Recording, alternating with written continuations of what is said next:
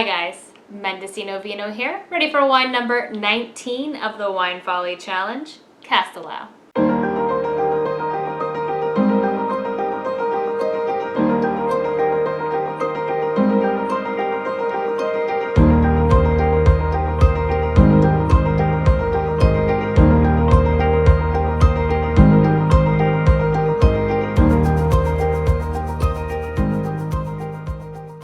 The Wine Folly Challenge is where I try all 86 grapes and 14 wines featured in the Wine Folly Magnum Edition, first alone and then later paired with food.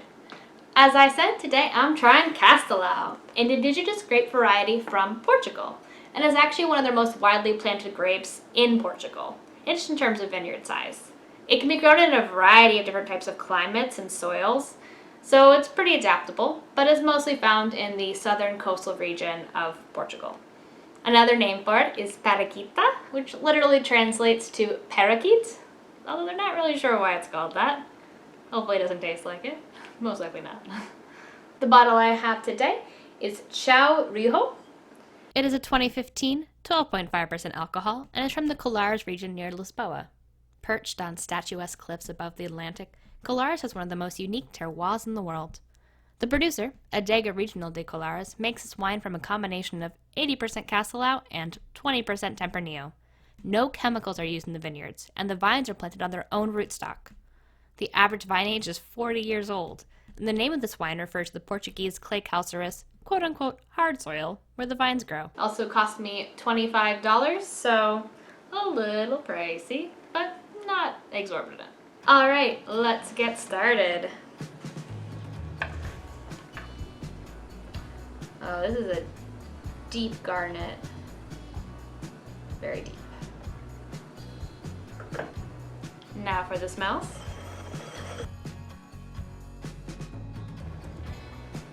Earthy red fruit, strawberries, cranberry, a little bit of dried meat almost, a little bit of almost kind of a leather. And a little at the end there, kind of a plum.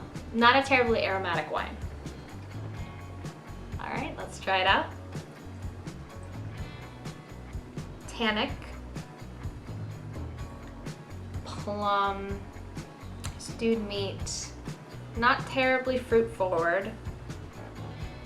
It kind of reminds me a little bit of Aglianico, actually. Kind of that sort of, not quite as tannic as Aglianico, but it does have that sort of bite on it and these less fruit forward flavors coming out.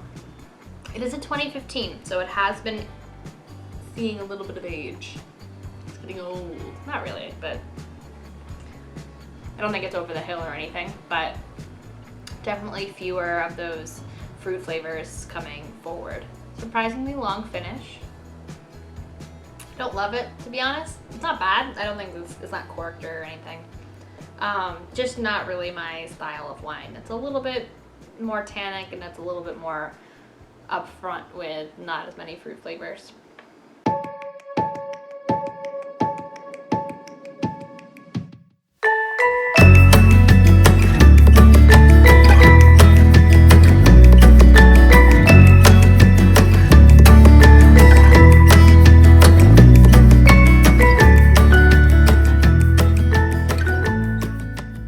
For my pairing today, I have some Caldo Verde, which according to the internet, where I found this recipe, is a traditional Portuguese green soup.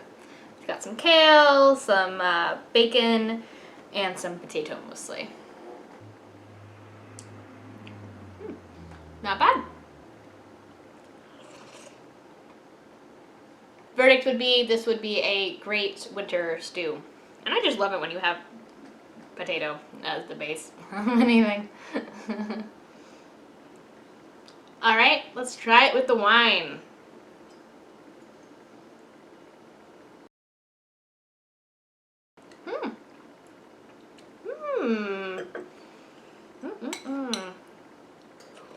Again, I'm very glad that as part of my experiment, I'm trying them first alone and then paired with the food, because I like this wine a lot more paired with the food.